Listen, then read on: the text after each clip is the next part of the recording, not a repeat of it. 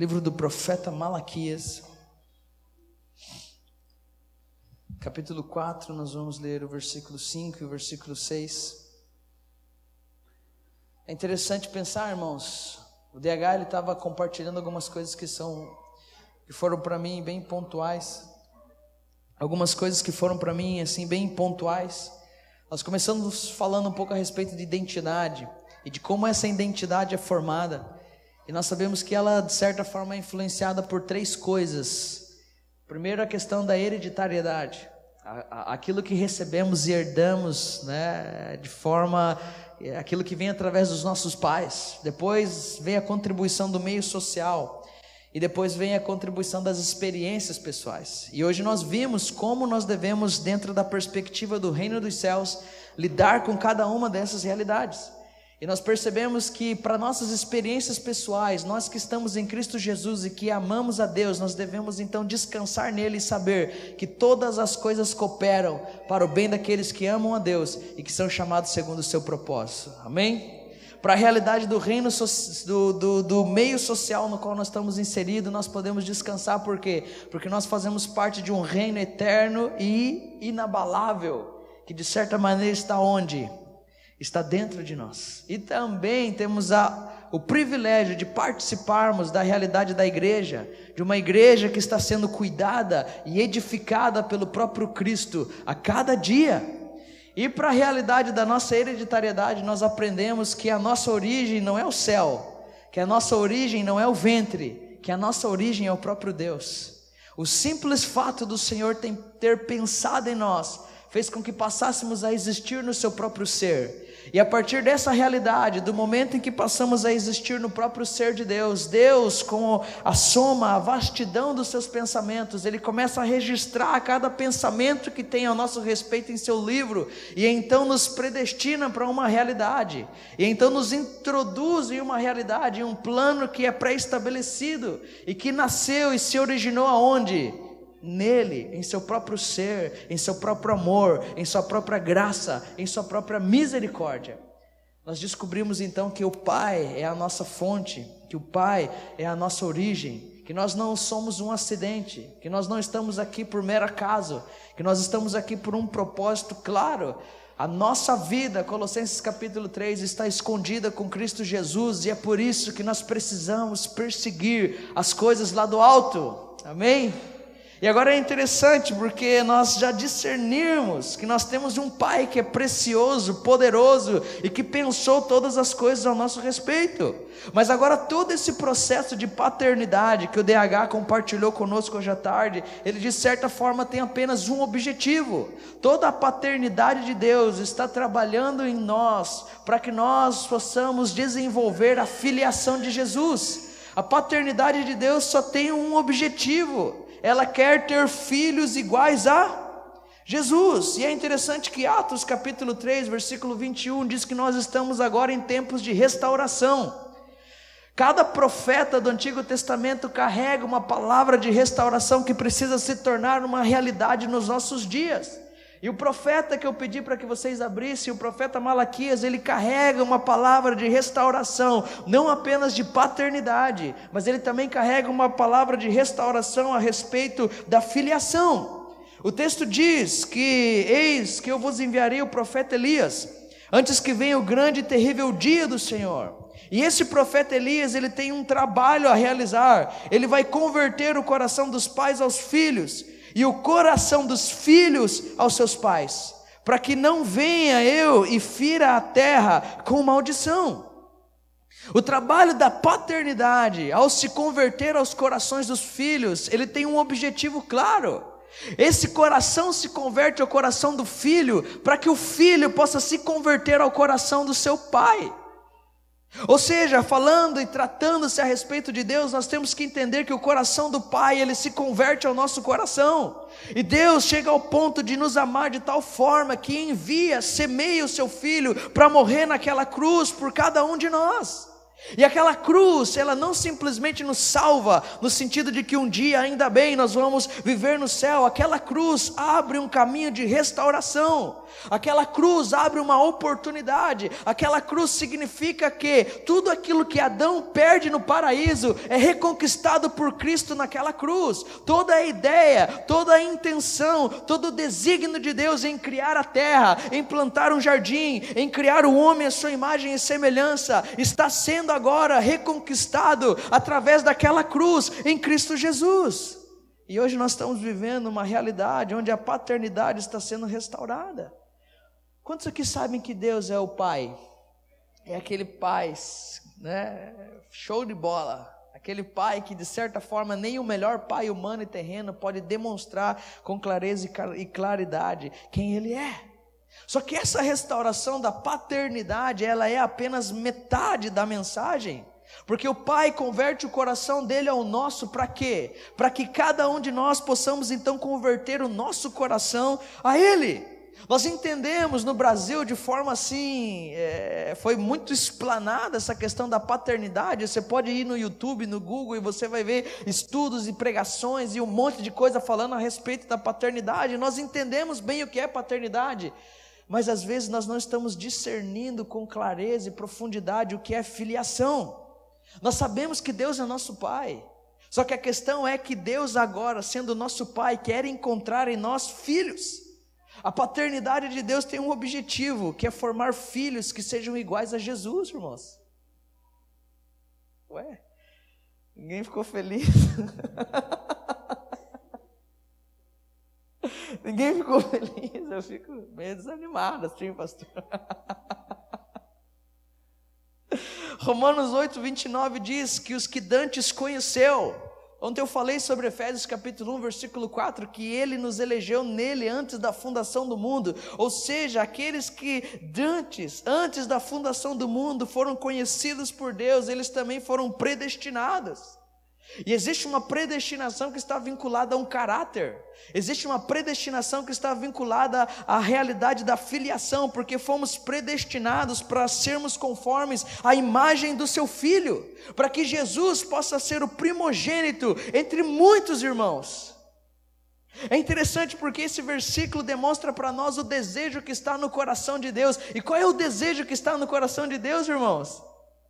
O desejo que está no coração de Deus é que cada um de nós aqui possamos ser filhos como Jesus é. A doutrina da substituição, que ensina para cada um de nós que Cristo toma o nosso lugar na cruz, recebe toda a ira e indignação que Deus tinha em relação ao pecado, para que nós fôssemos salvos. Essa doutrina tem dois aspectos. O primeiro é que Cristo toma o nosso lugar, e o segundo é que agora nós temos o privilégio de tomarmos o lugar de Cristo. Jesus, nós podemos ser chamados de filhos de Deus. Nós podemos desenvolver em nós o caráter do filho. Nós podemos ter as habilidades do filho. Nós podemos ter o caráter do filho. Nós podemos ter os dons do Espírito. Nós podemos ter os frutos do Espírito. Nós podemos caminhar numa perspectiva totalmente diferente, porque Cristo um dia tomou o nosso lugar e arrancou toda a condenação, e arrancou toda a realidade do pecado, e nos colocou novamente dentro de um caminho de restauração. Quem é Jesus? Jesus é aquele que pode te levar no céu. Não, a Bíblia nunca disse isso, cara. Eu sou o caminho, a verdade e a vida, e ninguém pode ir para o céu se não for através de mim. Amém? Não, irmão. Como dizia o missioneiro, no, hermano. Jesus nunca foi um caminho para o céu. Jesus sempre foi um caminho para o Pai. Jesus nunca foi um caminho para um lugar. Jesus sempre foi um caminho para uma pessoa. E é interessante que Jesus não é simplesmente caminho para o Pai. Ele também, ao mesmo tempo em que é um caminho, ele também se transforma em um parâmetro, porque cada vez mais que trilha esse caminho que se chama Jesus, conheço uma verdade que me liberta, e posso então desfrutar de uma vida que estava escondida, oculta, mas que agora é revelada através do fato de que estou me aproximando cada vez mais do meu Pai. Quanto mais perto do Pai eu estou, mais parecido com Jesus eu fico. Amém? Quanto mais perto do Pai eu estou, mais parecido com Jesus eu fico. João capítulo 1, versículo 12 diz que a todos quanto receberam, deu-lhes o poder de serem feitos filhos de Deus, a saber, aqueles que creem no seu nome. Quando nós analisamos esse texto, e esse texto é muito conhecido por nós, de certa maneira nós sempre esquecemos de enfatizar uma realidade. Todos receberam, todos aqueles que receberam a Jesus, a eles foi dado o poder de serem feitos filhos de Deus, de serem feitos. Uma realidade processual, algo que não é encarado de maneira instantânea. Sim, eu nasci em Cristo e agora me torno automaticamente filho de Deus, mas esse filho que nasce, ele precisa o quê? Se desenvolver. A mesma coisa acontece com Jesus. Isaías capítulo 9, versículo 6 diz que um menino nos nasceu, mas o que foi entregue por nós?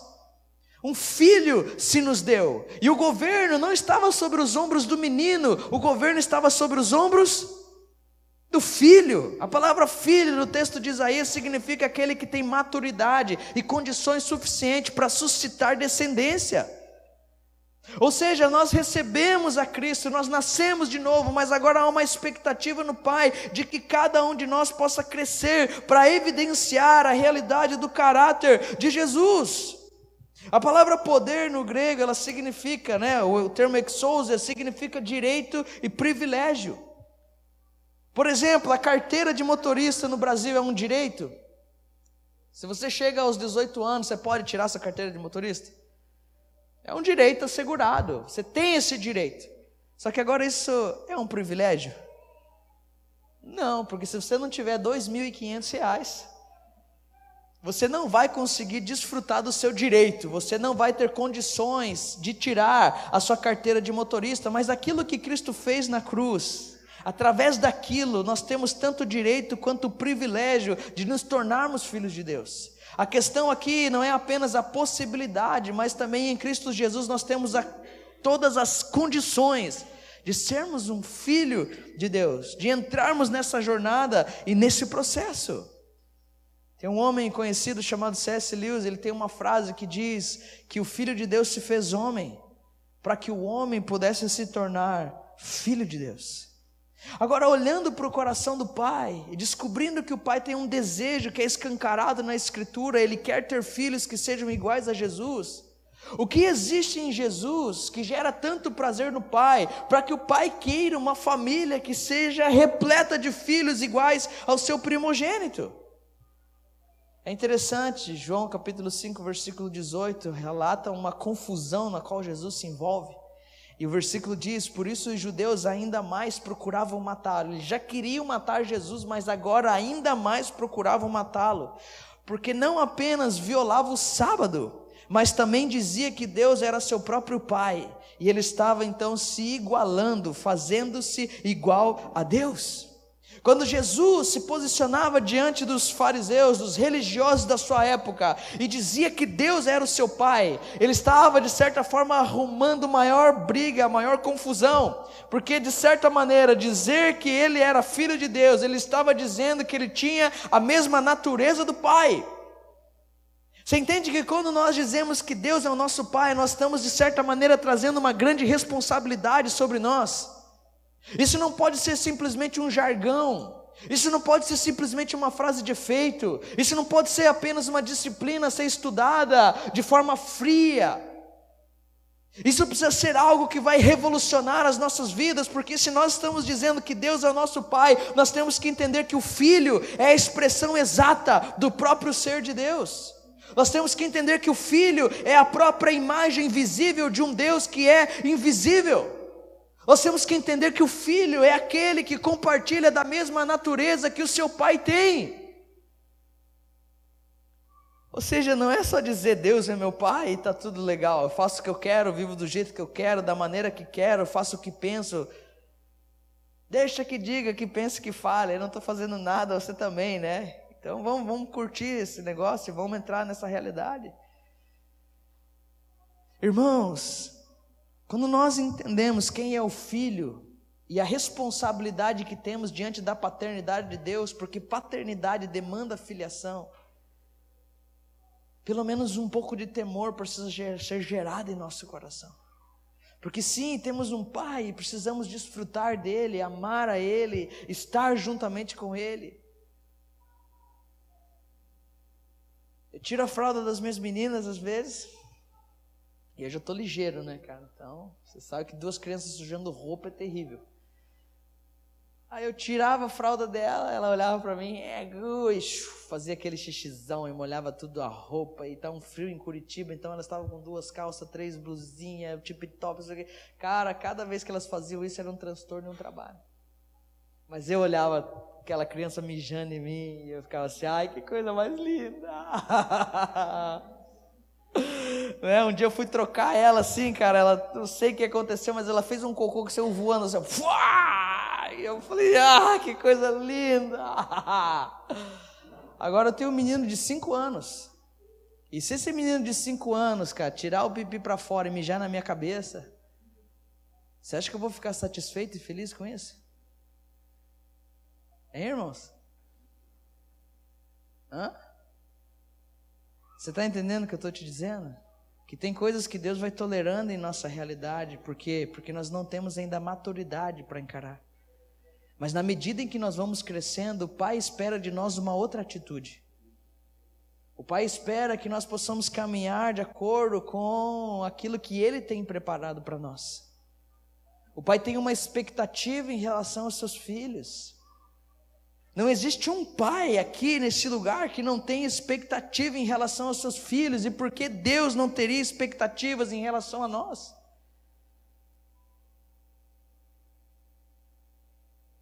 Tem gente aí fazendo besteira, para não usar o outro termo pejorativo, né? Não vou estragar mais a minha mensagem.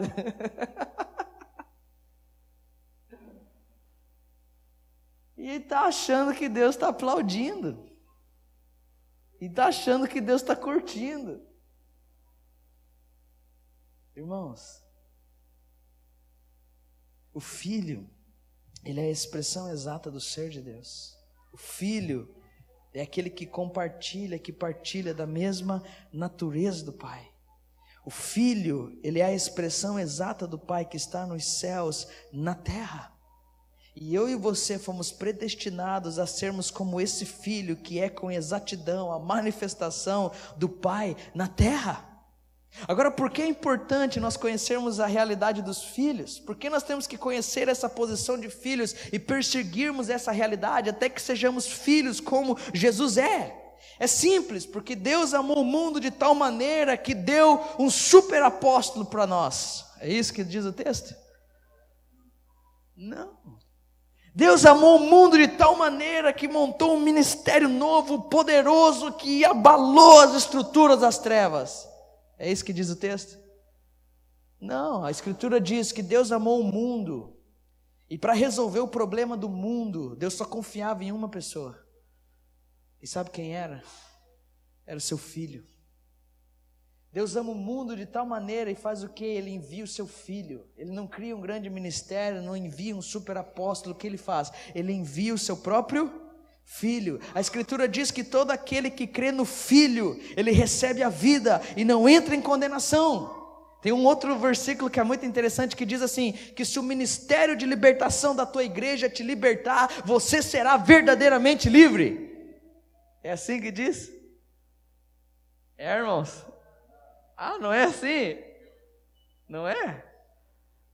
O texto diz que se o Filho nos libertar, verdadeiramente seremos livres. Ou seja, toda a problemática do mundo, toda a problemática em nossas vidas, tudo aquilo que nos assolava, tudo aquilo que nos desesperava, tudo aquilo que nos complicava, todo esse problema foi resolvido por um Filho. E agora a questão mais interessante é que a ardente expectativa da criação aguarda a manifestação dos evangélicos. E aí? Aguarda que os evangelhos se juntem e se reúnem e saiam por aí cantando e dançando.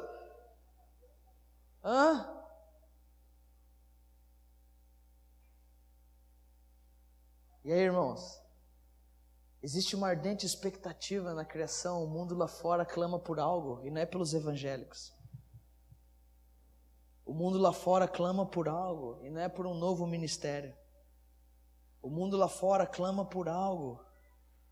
E eu quero te dar uma boa notícia nessa noite. O mundo lá fora clama simplesmente e somente pela manifestação dos filhos de Deus. Ah, você não gostou, né? Peraí, mas eu tô vendo aqui um negócio diferente. Tô vendo uma caneta dourada. Tô vendo um rolo descendo de papel. E o Senhor está assinando contratos nessa noite. Receba aí, meu irmão.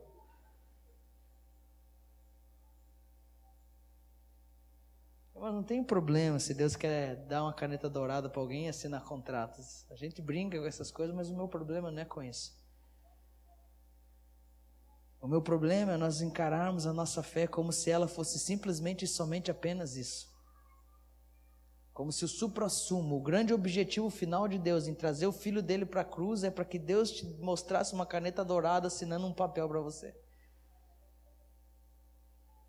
Deus está fazendo tudo o que Ele está fazendo porque Ele quer que essa criação que se encontra cativa, sujeita à vaidade, possa ser redimida e libertada e possa desfrutar, sabe do quê?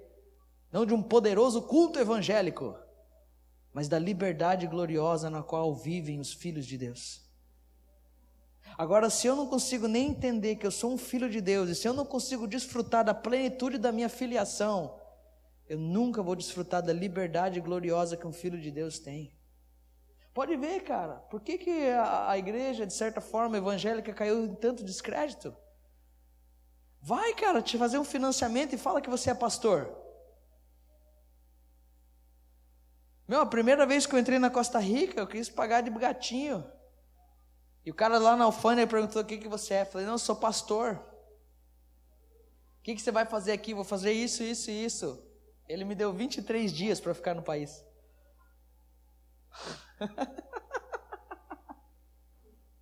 A segunda vez que eu fui, eu larguei mão de ser besta. O que você é? Eu sou turista. O que você veio fazer? Curtir. 90 dias.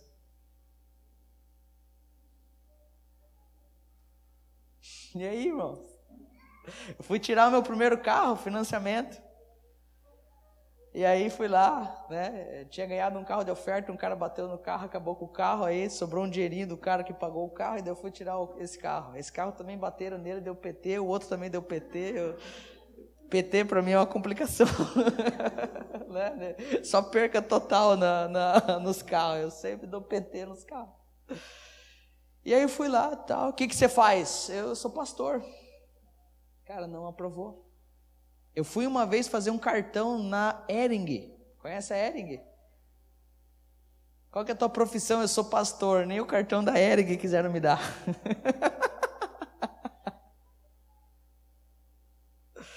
Irmãos, por que caímos em descrédito? Sabe por quê?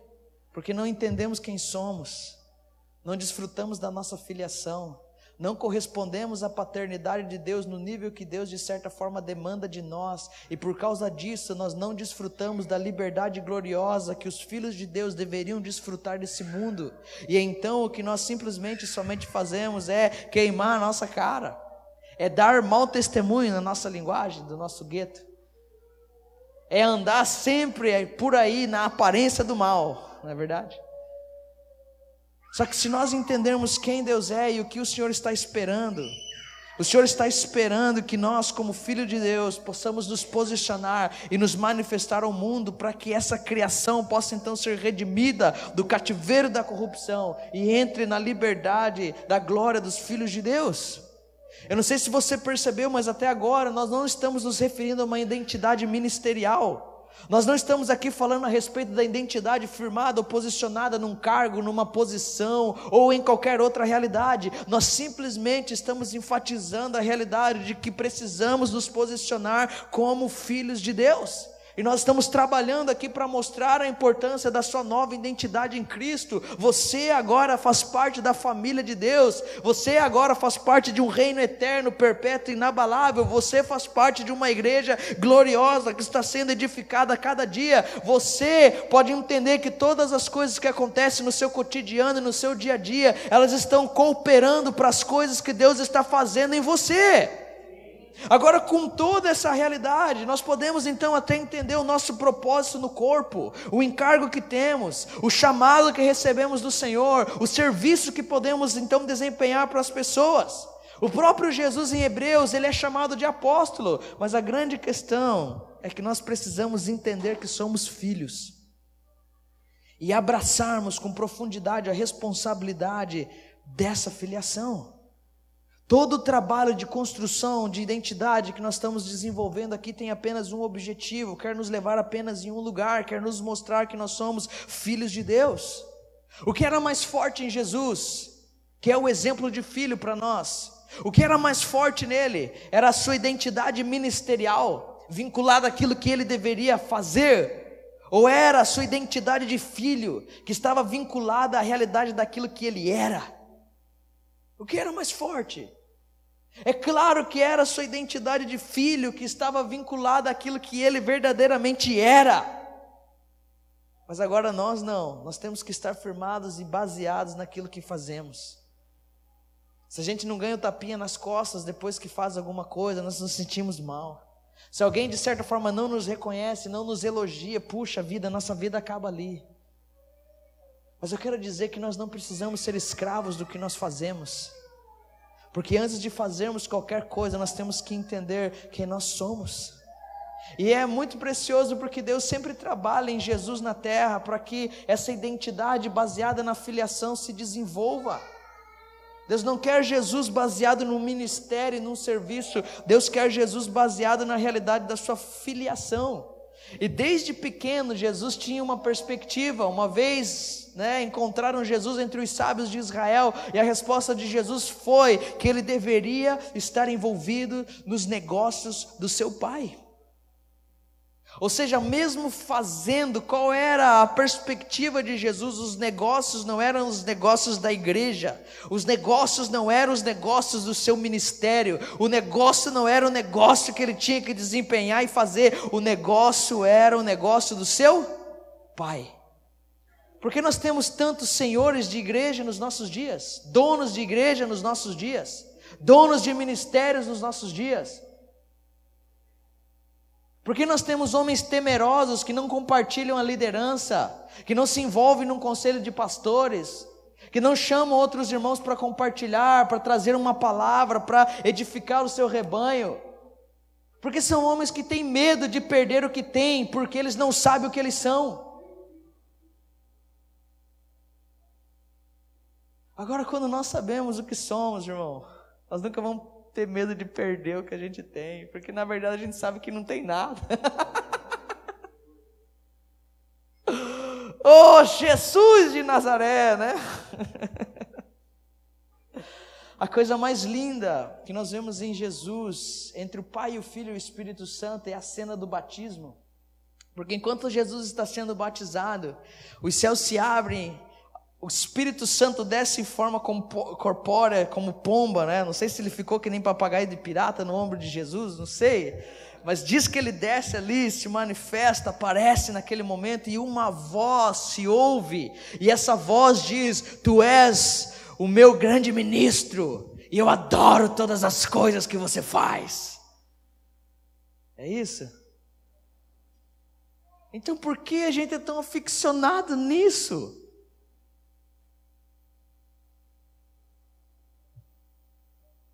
Irmãos,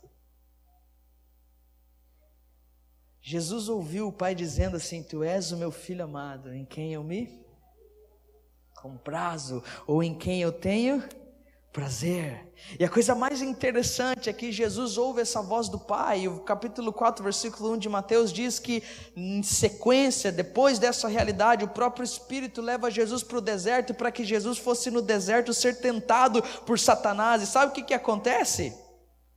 Jesus no deserto se encontra numa batalha sutil E essa batalha está sendo travada por causa da identidade que foi afirmada pelo Pai. Satanás não chega para Jesus e pede: transforma essas pedras em pães. Esse não é o centro da discussão. Algo que antecede essa realidade.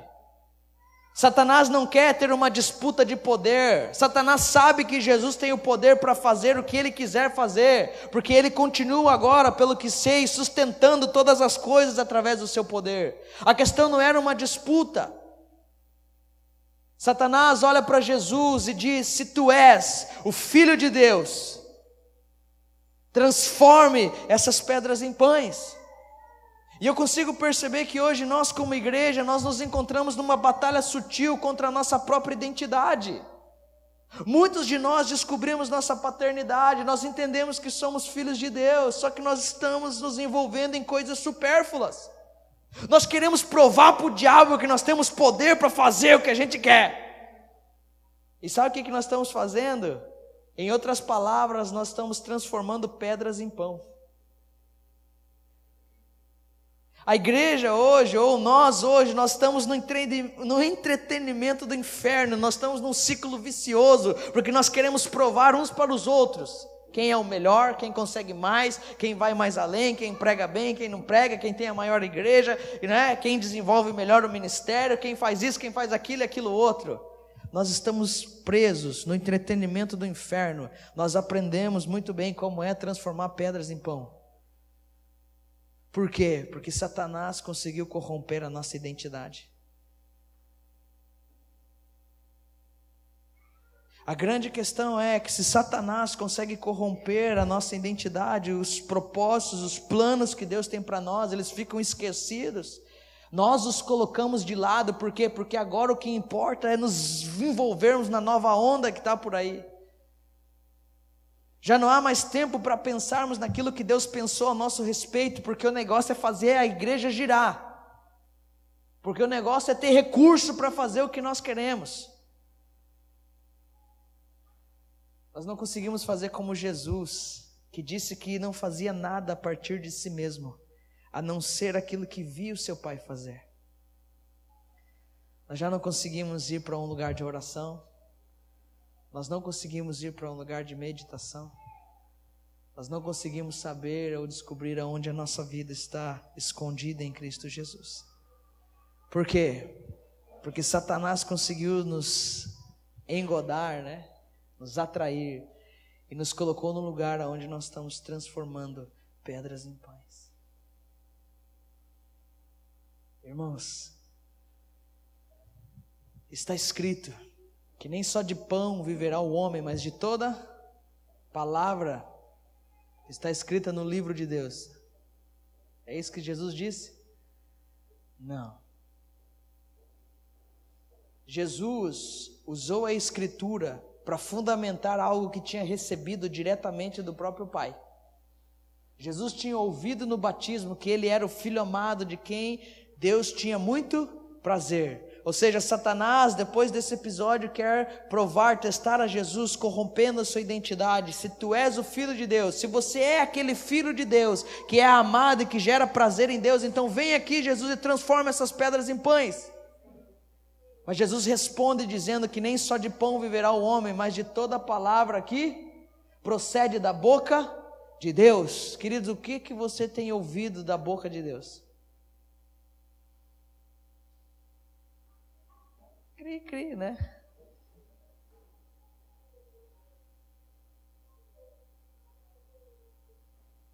Deus te deu 2 ouvidos para nos ensinar que melhor é ouvir do que falar, né? Tiago diz que o cara que consegue refrear a língua, ele vai se transformar num homem perfeito, né? Ele vai conseguir ter essa dádiva.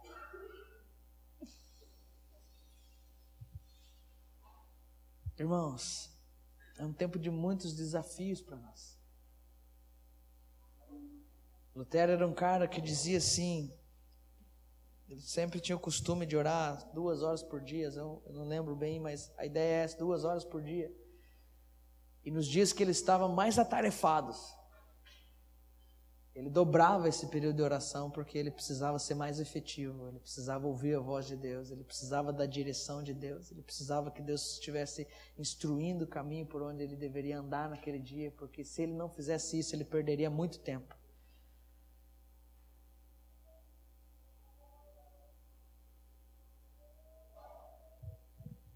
Agora, com uma identidade de filho definida, nós temos que entender aí processos que são utilizados por Deus, não mais para gerar uma identidade, mas para gerar um homem ou uma mulher que vão estar preparados para os propósitos. A Escritura diz em Romanos que o Espírito testifica com o nosso espírito que somos filhos de Deus. Você tem essa testificação em você? Amém? Coisa linda, o Espírito testificando em nosso espírito que somos filhos de Deus. Agora olha que boa notícia, agora começa a ficar boa a mensagem, irmãos. Ora, se somos filhos, somos também herdeiros, herdeiros de Deus e co-herdeiros com Cristo. Se com Ele sofremos, também com Ele seremos glorificados. Isso não é uma coisa ótima? Nós recebemos então o Espírito que comprova que somos filhos de Deus. E se somos filhos de Deus, somos herdeiros de Deus e co-herdeiros com Cristo. Quando nós recebemos a realidade da identidade, quando nós a adquirimos em Cristo Jesus, nós também recebemos benefícios. Nós somos herdeiros de Deus, somos co-herdeiros com Cristo. Só que a questão é que a gente não pode tocar nessa herança enquanto a gente não passar por processos e crescer como filhos. Gálatas capítulo 4, versículo 1 diz que durante o tempo em que o herdeiro é menino, em nada ele difere de um escravo, mesmo sendo o senhor de tudo. Quantos herdeiros de Cristo aqui? Agora, quantos herdeiros de Cristo num processo crescendo para desfrutar da realidade da sua herança? Essa é a questão. A questão não é quanto tempo você senta numa cadeira de plástico numa igreja evangélica. A questão é quanto tempo você investe diariamente na sua vida com Deus. Porque maturidade e crescimento não está relacionado a tempo. Maturidade e crescimento está relacionado a investimento. Por isso que eu acredito que essa geração vai fazer coisas preciosas em muito menos tempo. Por quê? Porque é uma geração que aprendeu a investir sua vida no Senhor. Homens e mulheres que estão há 30, 40 anos dentro da igreja, eles vão se surpreender com essa geração, porque em 5, 6, 7, 10 anos essa geração vai estar fazendo coisas absurdas, para a honra e para a glória de Jesus. A questão não é saber quem somos e o que temos, a questão é crescermos dentro desse entendimento e dentro dessa realidade, até chegarmos à estatura de varão perfeito, até sermos conformados ao próprio Cristo, até evidenciarmos em nós o caráter e as habilidades de Jesus. Ai, glória a Deus, né, velho? Eu fico feliz com uma mensagem dessa. Mas está sobre tutores e curadores, Gálatas 4:2, até o tempo predeterminado pelo Pai. Entenda que o Pai, Ele predeterminou um tempo para o nosso crescimento. Como eu disse, Ele tem uma expectativa. O Pai quer que cada um dos seus filhos cresça dentro do programado. E é por isso que Ele faz de Jesus um modelo para cada um de nós. Lucas 2,52 diz que Jesus crescia em sabedoria, estatura e graça diante de Deus e dos homens. A palavra crescia vem de um termo procópito que significa impulsionar para frente, como alguém que golpeia. Ela também significa crescer no tempo, estar no tempo. Em outras palavras, Jesus era aquele que crescia no tempo certo, no tempo que tinha sido estabelecido pelo Pai. O fato de Lucas dizer que Jesus crescia e usar essa palavra específica no grego nos traz a ideia de que Jesus teve de se esforçar para alcançar os requisitos que foram estabelecidos pelo Pai. Ele lutava, ele golpeava para que ele pudesse crescer e estar pronto em cada fase da sua vida. Já pensou se Jesus chegasse aos 30 anos e não tivesse pronto para começar a se manifestar como um filho de Deus? Porque eu não gosto de pensar apenas em Jesus começando um ministério, eu gosto de pensar em Jesus se manifestando como um filho de Deus, porque esse é o objetivo. Já pensou se com 33 anos Jesus não estivesse pronto para ir para a cruz, para ser aquele cordeiro pascual, para fazer tudo aquilo que fez em nosso lugar? Nós estávamos aqui perdidos, irmãos. Agora, olhe para os céus e veja a expectativa que o Pai tem em você. O desejo que o Pai tem de que cada um de nós possamos crescer e estar dentro do tempo que foi determinado por Ele para cada um de nós. E a coisa mais fantástica é que esse processo, esse crescimento, ele se transforma numa ponte para o nosso propósito. A Escritura diz que, embora sendo filho, Jesus aprendeu obediência pelas coisas que sofreu, Hebreus 5:8. Com sua identidade gerada, Jesus vai ingressar no processo, e ele aprende através daquilo que sofre, e então é aperfeiçoado. A Escritura diz que, tendo sido aperfeiçoado, tornou-se o autor da salvação eterna para todos aqueles que lhe obedecem. Você entende que existe toda uma realidade que precisa ser encarada por cada um de nós aqui? Você entende que nós estamos na igreja e temos um pastor porque há um desígnio claro nas Escrituras para isso? Ele deu uns para apóstolos, profetas, evangelistas, pastores e mestres com uma finalidade: aperfeiçoar você, desenvolver você, trabalhar em você, para que você possa desempenhar o seu serviço, para que todos nós possamos chegar a esse lugar de maturidade, para que todos nós possamos evidenciar o caráter do Cristo. É por isso que nós estamos aqui, e é por isso que Deus levanta a gente que nem a gente, para incomodar mesmo, para desafiar mesmo, para tentar ser um suspiro no meio da morte, né? Ah, meu Deus, o último suspiro que seja. Queridos, olhe para nós, para a nossa realidade, e vamos ser honestos e sinceros. Quantos de nós estamos dispostos a entrar dentro desse processo de Deus? Você gosta de tomar caldo de cana? Quem aqui gosta? Vocês não sabem o que é isso? Não? É que eu perguntei e ninguém respondeu? Eu ia explicar que é uma plantona assim, tem uns... Aí você põe no negócio, fica rodando, você aperta assim, ele sai suco. Conhece, né? Quem aqui gosta de caldo de cana? Ninguém gosta? Só o DH? O DH não pode. Tá ferrado. Irmão, quando você entra dentro de uma realidade religiosa, você entra como um consumidor. E o seu objetivo é beber do suco. Agora, quando você entra na realidade do reino dos céus e você quer encarar o processo como um filho de Deus para chegar à estatura e à maturidade que Deus demanda de você, você é a cana. E aí você escolhe. Não é verdade?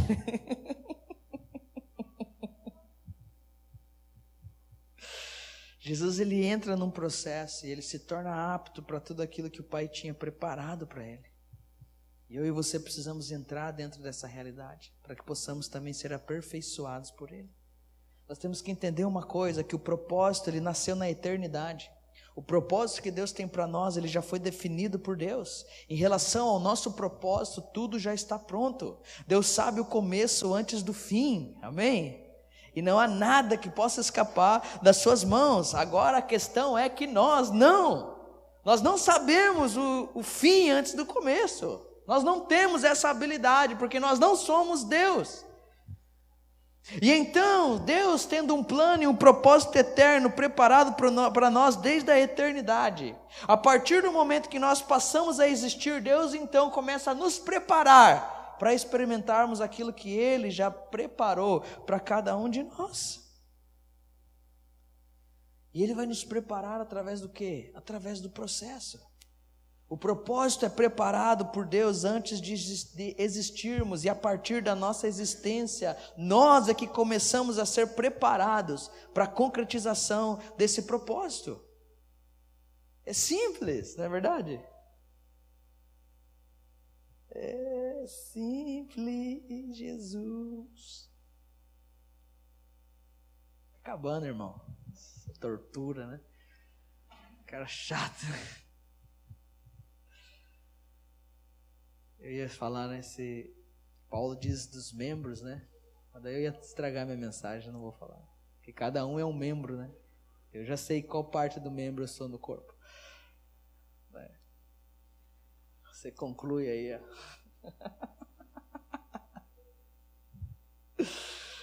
Ah, Jesus.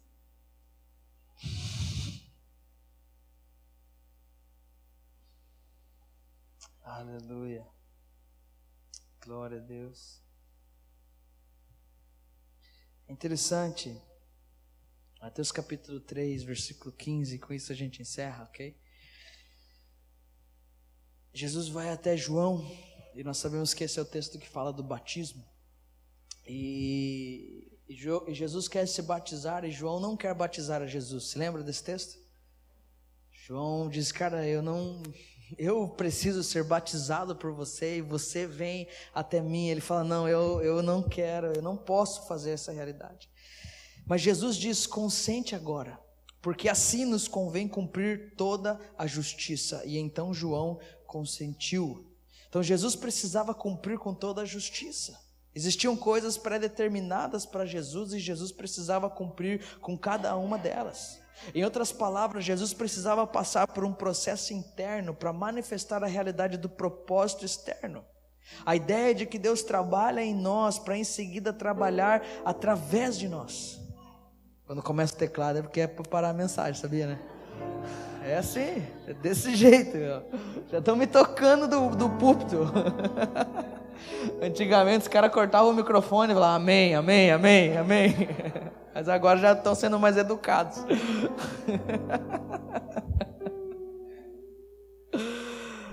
Uma vez eu fui pregar numa igreja.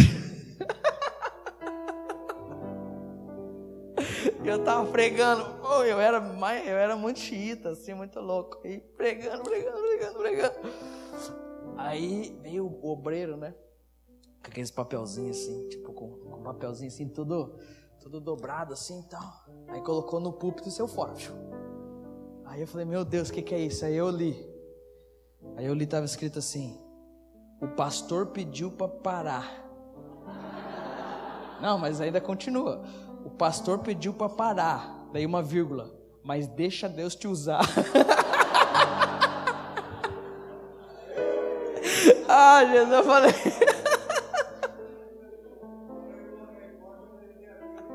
Ele falou, faltou colocar referência bíblica. Ele falou, o pastor mandou parar, mas deixa Deus te usar. O irmão, tipo Pilatos, né? Eu vou lavar minhas mãos, né, cara? Eu não vou me ver. Ai, Jesus. Esses 30 anos que Jesus teve antes de iniciar o seu ministério, eles foram anos essenciais para formar e para preparar Jesus por tudo aquilo que estava por vir. Basicamente, a gente vai dividir a nossa vida em duas fases: a fase do processo e a fase do propósito. E essa fase do processo em nossas vidas, ela precisa ser encarada debaixo da realidade do princípio. Eu chamo de os 3 P's mais importantes na vida de um cristão: o processo, o princípio e o propósito. Sem processo encarado na dinâmica dos princípios, você nunca vai desfrutar da realidade dos propósitos de Deus. Você pode até passar por processo, entre aspas, ter tempo na igreja, mas se esse tempo, esse processo não for encarado debaixo da dinâmica dos princípios de Deus, querido, você e eu, nós nunca vamos desfrutar da fase do propósito. Uma depende da outra, não existe realização de propósito sem a concretização do processo. Muitas coisas precisam ser cumpridas, Jesus disse, isso está relacionado ao processo. E é interessante que tudo que foi cumprido por Jesus dentro do processo foi encarado na dinâmica do princípio, para que então ele entrasse na realidade do propósito de Deus. Tem muita gente que está há muito tempo em um lugar e de certa forma nada acontece. E aí o céu está cheio, né? Existe um muro das lamentações no céu, um mando de lugar com gente reclamando.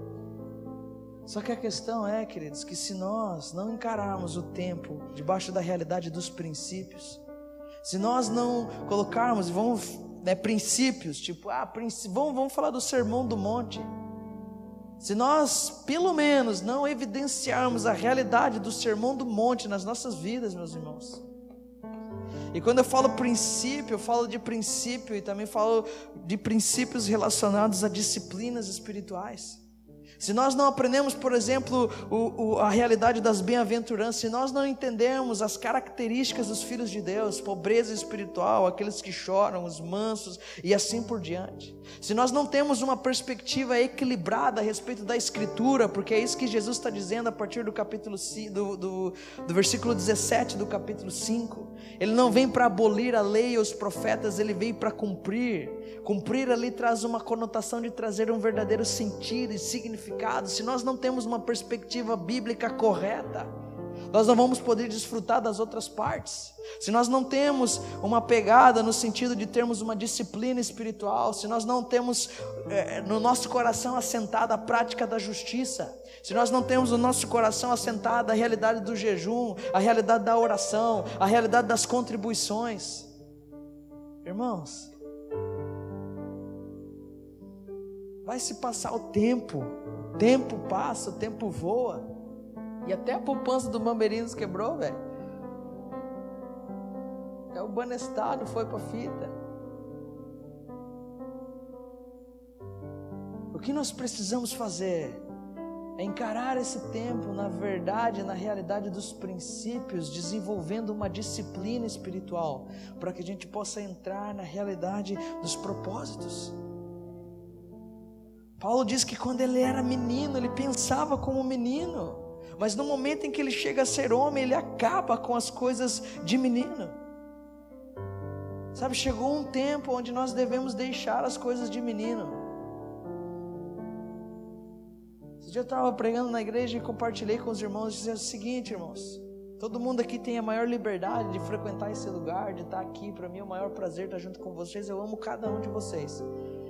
Só que agora a questão é a seguinte: eu vou deixar os meninos brincarem. Eu vou deixar os meninos brincarem. Mas agora quem quiser uma parada diferente, cara, que abandone as coisas de menino. Porque agora nós vamos começar a se quebrar aqui dentro. Porque não dá mais para vivermos numa perspectiva que não comunique aquilo que Deus deseja e almeja de nós. Não dá mais para fazermos, das pessoas que se achegam a nós filhas do inferno 2 vezes mais do que elas já são. Não dá mais para brincar com uma alma preciosa, cara, que Jesus derramou todo o seu sangue por ela. Não dá mais para brincar com essa pessoa, iludindo e enganando a ela simplesmente para que a nossa consciência esteja em paz. Chegou um tempo onde a gente vai deixar as coisas de menino, porque nós vamos entrar num lugar de identidade, porque nós vamos discernir quem somos em Deus, e não de forma arrogante, porque a igreja discerniu algumas coisas em Deus e agiu de forma arrogante. Eu sou filho do rei, e aí fizemos todas as besteiras que fizemos.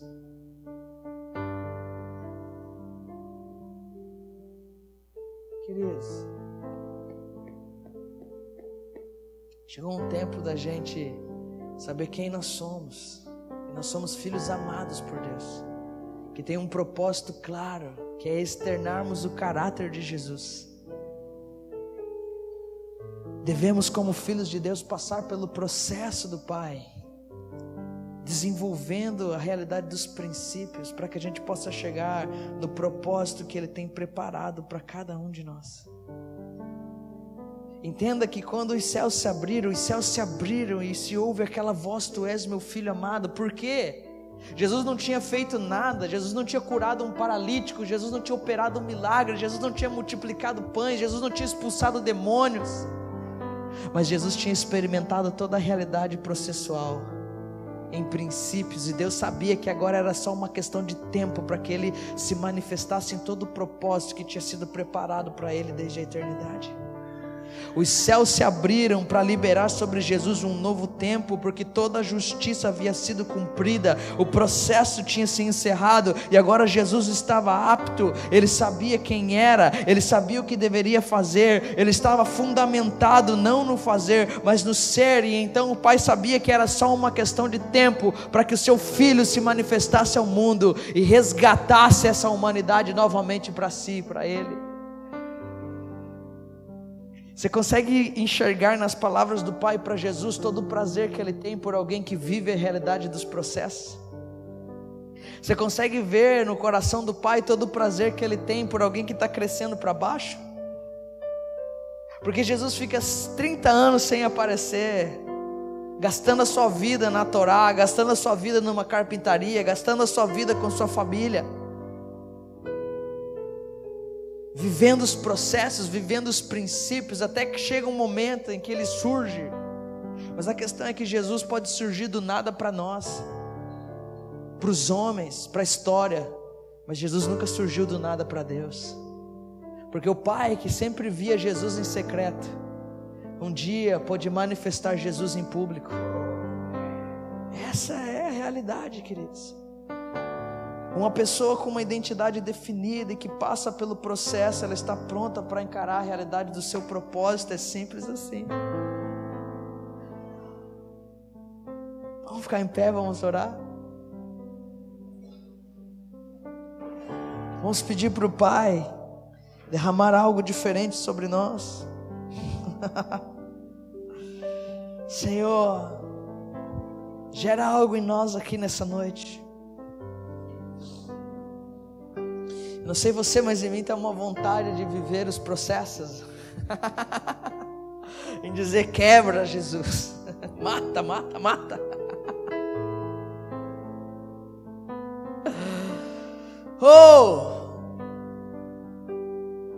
Nós pedimos que o Senhor venha sobre nós nessa noite, e o Senhor nos leve a um lugar diferente em Ti, Jesus. Que o Senhor nos leve a um lugar diferente em Ti, Jesus. Senhor, que o Senhor possa gerar algo em nós nesses dias que seja diferente, Senhor.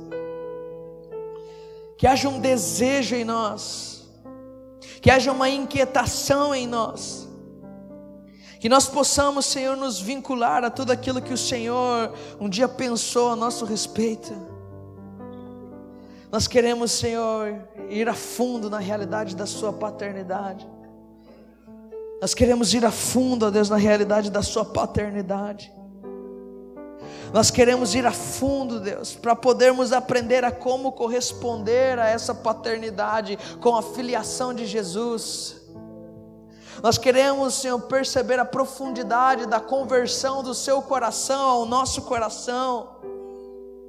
Nós não queremos, o Senhor nunca quis uma conversão religiosa. A Escritura nunca fala de uma conversão religiosa. Você era católico e agora é evangélico. A Escritura nunca apontou para essa realidade. A Escritura fala de uma conversão de coração. Ela diz que quando o coração do pai se converteu ao filho, o coração dos filhos deveriam então se converter aos seus pais. A Escritura diz que nós deveríamos sair da superficialidade das vestes para entrarmos na profundidade do nosso coração. O assunto é de coração para coração. E o Senhor hoje Ele quer pessoas que rasguem os seus corações diante dEle, dizendo: eis-me aqui, Senhor. Eis-me aqui, Senhor. Eu estou pronto para experimentar a Sua vontade. Eis-me aqui, Senhor. Você que quer vir para esse altar, não de forma mecânica e religiosa, mas você que quer vir para esse altar, para rasgar o seu coração diante do Senhor, para externar essa realidade que já está acontecendo dentro de você. Se você está aí se sentindo incomodado com isso e dizendo: cara, eu preciso de algo mais profundo, eu preciso de algo diferente, use esse espaço e use esse momento para externar essa realidade, para rasgar o seu coração. Só há uma coisa que podemos fazer nessa noite, e é deixarmos de rasgar as nossas vestes, e é começarmos a rasgar os nossos corações, é começarmos a encontrar um lugar genuíno em Deus, é começarmos a encontrar um lugar genuíno nele. Nós rasgamos os nossos corações diante de Ti, Senhor. Nós reconhecemos que só apenas uma coisa que podemos fazer, que é nos entregarmos a Ti, que é nos convertermos a Ti, não de maneira mecânica e religiosa, mas da forma mais profunda que podemos encontrar.